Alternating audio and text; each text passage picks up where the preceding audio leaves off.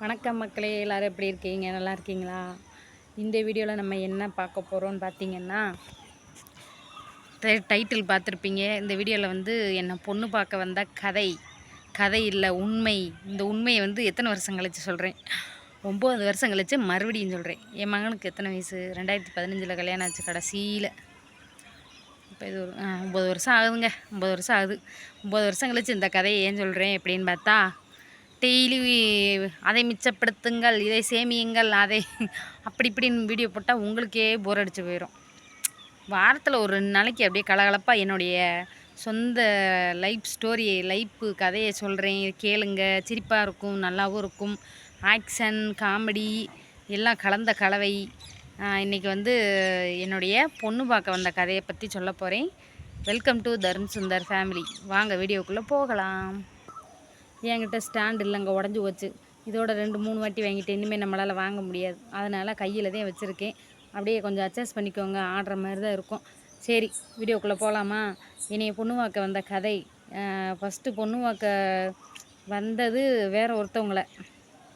பொண்ணு மாப்பிள்ளை பார்க்க வரல, விசாரித்து வருவாங்கள்ல, ஒரு பொண்ணை விசாரித்து வராங்க. எங்கள் அத்தை பொண்ணு அவங்க வீடு எங்கே இருக்குதுன்னு விசாரித்து வரையில், நான் வேலை பார்த்த இடத்துக்கு எங்கள் மாமா வந்து பொண்ணோட அட்ரஸ் இப்போ எங்கே இருக்காங்கன்னு கேட்குறதுக்காக கூப்பிட்டு வராரு மாப்பிள்ளை வீட்டுக்காரங்க. ஒரு மாப்பிள்ளையோட தாத்தாவையும் மாப்பிள்ளையோட பெரிய பசங்க, அண்ணன் தம்பி 2-3 பேரை கூப்பிட்டு வராங்க. வந்து என்கிட்ட கேட்குறாங்க, இந்த மாதிரி பொண்ணு பார்க்க வந்தது யாருக்குன்னா என் வீட்டுக்காரரோட அண்ணனுக்கு.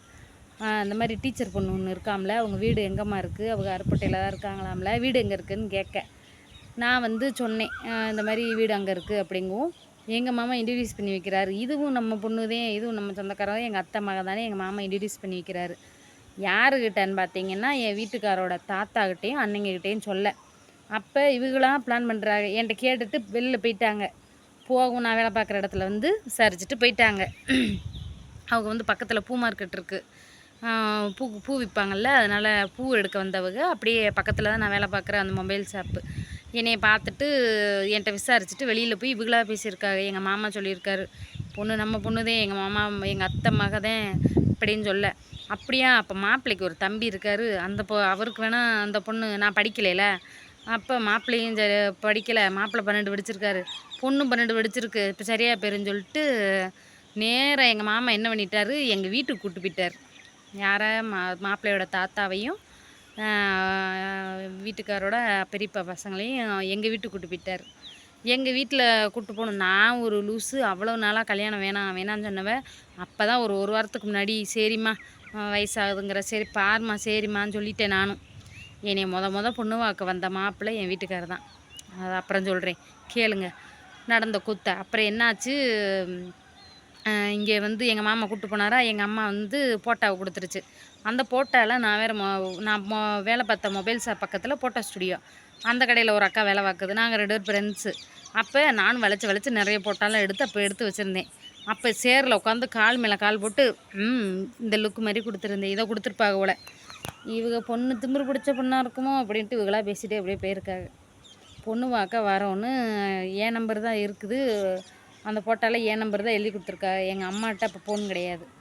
என் நம்பர் எழுதி கொடுத்தும் எனக்கு ஃபோன் பண்ணுறாங்க, இந்த மாதிரி பொண்ணு பார்க்க வரோம் அப்படின்னு சொல்லிட்டு. நான் எங்கள் வீட்டில் 2 நாளாக சொல்லலை, பயந்துக்கிட்டு சொல்லவில்லை. அதுக்கப்புறம் வந்து சரி இது எதாவது பிரச்சனையாக போயிருமேன்னு சொல்லிட்டேன், பொண்ணு பார்க்க வரேன்னு சொல்கிறாங்கவும். எங்கள் ஊர் கிராமமாக ஊரே திரட்டி சொந்தக்காரவங்களெல்லாம் வர சொல்லி அண்டா நிறைய சோறாக்கி சாம்பார் வச்சு ரசம் வச்சு எல்லா வேலையும் பண்ணிவிட்டு, மாப்பிள்ளை எங்கே வர்றாங்கன்னு கேளுங்கவும். நான் கேட்க மாட்டேன்னு எங்கள் அக்காட்ட ஃபோன் பண்ணி கொடுக்க, மாப்பிள்ளை வீட்டுக்கார எங்கன்னா சாப்பிட்டு தூங்கிக்கிட்டு இருக்காங்களாம் கும்பகோணத்தில். என்னன்னு கேட்டால், கும்பகோணத்தில் ஒரு கெடா வெட்டு சொந்தக்காரவங்களுக்கு, அங்கே போயிட்டு வந்து சாப்பிட்டு தூங்கிக்கிட்டு இருக்காங்க மத்தியானம் 1 மணிக்கு. எங்கள் ஊரில் எங்கள் வீட்டில் சோறாக்கி வச்சு சொந்த பந்தம் பூரம் கூடி உட்காந்துருக்காங்க. மாப்பிள்ளை வந்துடுவார், எப்படி இருக்காருன்னு பார்க்கலாம் அப்படின்ட்டு பார்த்தா, இந்த கதை சொல்லவும் அப்போவே ஆகாது. இப்போயே இப்படி சொல்கிறாங்க. அப்போ என்னென்ன ஏமாத்துவாங்க, பொண்ணு பார்க்க வர்றது இதே சரியில்லையே, அப்படியாக்க இப்படியாக்க 4 தலைக்கட்டு பெருசுலாம் சேர்ந்து அப்போ வர வேணான்னு சொல்லுது. இல்லை நாங்கள் உடனே வராங்க. எங்கள் வீட்டுக்காரர் வந்து அப்போ டாட்டா ஏசி வச்சுருந்தார். அதில் போட்டு பூரா சொந்தக்காரங்க பூரா காதுகுத்துக்கு வந்து 4-5 டிக்கெட்டுகளை பூரா அள்ளி போட்டு வர்றாங்க.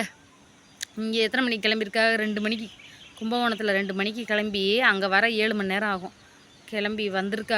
அங்கே வர மணி எத்தனை? 9:30 10 மணி ஆயிடுச்சுங்க. நீ பொண்ணு பார்க்க வரையில 10 மணி எங்கள் ஊரில் எல்லாம் மத்தியானம் சோறு தின்னுபிட்டு அண்டாவில் ஆக்கின சோறெல்லாம் தின்னுபிட்டு உட்காந்துருக்காங்க. மாப்பிள்ளை லேட்டாக வந்ததுனால அவங்களுக்கு சோறு கிடையாது அப்படின்ட்டு உட்காந்துருக்காங்க. கூட்டம் எங்கள் தெரு சொந்தம் வந்தம் பூரா கூடி உட்காந்துருக்கும். பார்த்தாச்சு மாப்பிள்ளை இருக்கல. நான் கல்யாணம் வேணான்னு சொன்னவ எங்கள் பக்கத்து வீட்டுக்காரிங்க 2-3 பேர் இருக்காளுங்க. என் ஃப்ரெண்ட்ஸுக்குதேன், சித்தி மகதேன். அவளு கனகு, கஸ்தூரி, பப்பி 3 டிக்கெட் இருக்குது. 3 ஜன்னல் வெளியே மாப்பிள்ளையை பார்த்துட்டு அவங்க வீட்டுக்குள்ளே தான் நான் இருந்தேன். அப்போ எனக்கு வந்து சேலையெல்லாம் அவ்வளோவா நான் எடுக்க மாட்டேன். சுடிதாரு, பேண்ட்டு, சட்டை, டிஷர்ட்டு, ட்ராயரு இப்படித்தான் போட்டு தெரியுவேன். அப்போ அவள் கஸ்தூரியோட சேலையெல்லாம் வாங்கி கட்டி நகையெல்லாம் எங்கள் அக்காவோட நகையெல்லாம் எனக்கு போட்டு விட்டு மேக்கப்லாம் போட்டு அவங்க வீட்டுக்குள்ளே தான் இருக்கேன். ஜன்னல் வெளியே இவங்க 3 பேரும் பார்த்துட்டு இருட்டு. மணி 10 மணி ஆயிடுச்சு. எக்கா மாப்பிள்ளை சகப்பாக இருக்காரு, செவன்னு இருக்காருக்கா அப்படின்னு சுண்டி விட்டால் ரத்தம் வந்துருங்கான்னு சொல்ல எனக்கு கற்பனை. ஆகா நம்மதே கருப்பாக இருக்கோம், மாப்பிள்ளை சகப்பாராக இருக்காருக்கா அப்படின்னு சரின்ட்டேன். பார்க்குறேன், நான் ஜன்னல் வெளியே பார்க்குறேன், எனக்கு ஒன்றும் தெரியல. பின்னாடி தான் பார்த்தேன். அப்பயும் இந்த இருட்டில் தான் பார்க்குறேன், கண்ணு தெரியல. சரின்ட்டு எங்கள் மாமா வீட்டில் வச்சு பொண்ணு பார்க்க வர்றாங்க. எல்லாம் கூடி குழுமி இருக்காங்க. எங்கள் வீடு சின்ன வீடு, அதனால் எங்கள் குமராண்டி மாமா வீட்டில் வச்சு பொண்ணு பார்க்க வராங்க. உட்காந்துருக்காங்க எல்லாம் கூப்பிட்டு வராங்க. இருட்டில் மாப்பிள்ளையை நானும் பார்த்தேன். ரோஸ் கலர் ஷைனிங் சட்டை போட்டதுக்கு அதுக்கும் டீப் லைட்டுக்கு அடியில் உட்காந்ததுக்கும் ஆள் நல்லா கலராகவே இருந்தார். கலர்த்தே இருந்தாலும் நம்ம கண்ணுக்கு கூட கொஞ்சம் கலராக தெரிஞ்சார். அப்படின்ட்டு சரி மாப்பிள்ளை பத்தே இருக்கார், ஓகே அப்படின்ட்டு நகைகளை பற்றி பேச ஆரம்பிக்கிறாங்க. இருங்க வண்டி வருது. நகைகளை பற்றி பேச ஆரம்பிக்கவும் எங்கள் வீட்டில் 3 பொம்பளை பிள்ளை. எங்கள் அக்காவுக்கு எங்கள் அக்காவுக்கு 7 பவுனு, எங்கள் மாமாவுக்கு 2 பவுனு, அப்படி 10 பவுன் ஆயிடுச்சு. அதே மாதிரி தான் எனக்கும் போடுவேன்னு சொல்ல இவங்க உடனே என் வீட்டுக்காரர் எழுந்திரிச்சு, நகையெல்லாம் நீங்கள் போடுறது போடுங்க, நாங்கள் நகை எதிர்பார்க்கலை, எங்களுக்கு பொண்ணு இருந்தால் போதும், பொண்ணை கொடுத்தா போதும்னு சொல்ல எனக்கு பரவாயில்லையே வரதட்சணையே வேண்டான்னு சொல்கிற மாப்பிள்ளையா அப்படின்ட்டு நல்ல மனுஷருங்க. சரின்ட்டு ஒத்துக்கிட்டேன். மணி 11 மணி 11:30 ஆயிடுச்சு. பார்க்க வந்தது 10 மணி. எங்கள் வீட்டில் உட்காந்து இங்கே கூப்பிட்டு வந்து பொண்ணை காமிச்சு எல்லாம் பேசி செஞ்சு முடித்து மணி 11:30 ஆயிடுச்சு. இவங்க சாப்பிடலைங்கிறாங்க, நம்ம வீட்டில் இருக்காங்க. என்ன செய்ய, அந்நேரத்தில் எல்லாம் ஓடுங்க ஹோட்டலுக்கு போய் தோசை பார்சல் வாங்கிட்டு வந்து கொடுத்து பொண்ணு மற்றவங்க சாப்பிட்டு போவாங்களா, சாப்பிட்டு அங்கேயே தங்கிட்டாங்க. எங்கள் மாமா வீட்லேயே இங்கே நைட்டு தங்கிட்டாங்க. இருங்க வண்டி வேறு அந்நேரத்துலேயே தங்கிட்டாங்க.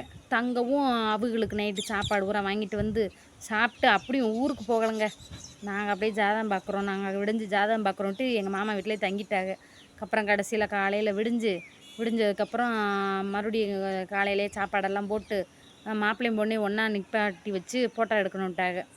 எங்கள் வீடு சின்ன வீடு தானே, பக்கத்தில் ஒரு பெரியம்மா வீடு இருக்குது. அங்கே போய் நல்லா செடிகள்லாம் இருக்கும், அங்கே வச்சு ஃபோட்டோலாம் எடுத்துட்டு அப்புறம் ஜாதகம் பார்க்கணுன்ட்டாங்க. பொண்ணையும் வர சொல்லுங்க அப்படின்னு சொல்ல சரின்ட்டு எங்கள் அம்மா என்னை ரொம்ப செல்லமாக வளர்க்கும். இப்போ யாரையும் பொண்ணு பார்க்க ஜாதகம் பார்க்கலாம் பொண்ணை கூப்பிட்டு போக மாட்டாங்க. எங்கள் அம்மா என்னை ரொம்ப செல்லமாக வளர்த்துறதுங்க.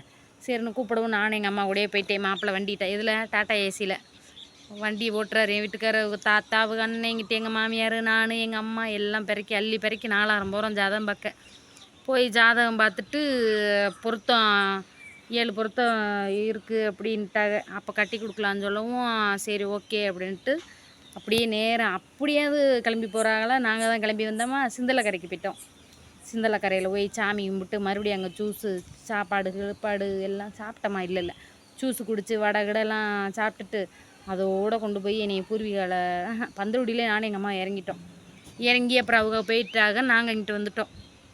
கேளுங்க, பொண்ணு வாக்க வந்தவங்க தங்குன கதையை எங்கேயா கேட்டிருக்கீங்களா? எங்கள் கதை நாட்டாம படத்தை விட எங்கள் பொண்ணு வாக்க வந்த கதை வேறு லெவலு.